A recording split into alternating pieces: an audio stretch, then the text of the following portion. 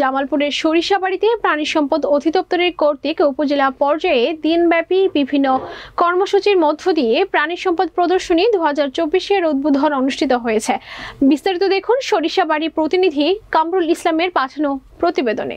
বৃহস্পতিবার সকালে প্রাণী সম্পদ ও ডেইরি উন্নয়ন প্রকল্প এলডিপি এর সহযোগিতায় প্রাণী সম্পদ অফিস ক্যাম্পাসে এই প্রদর্শনী আয়োজন করা হয়।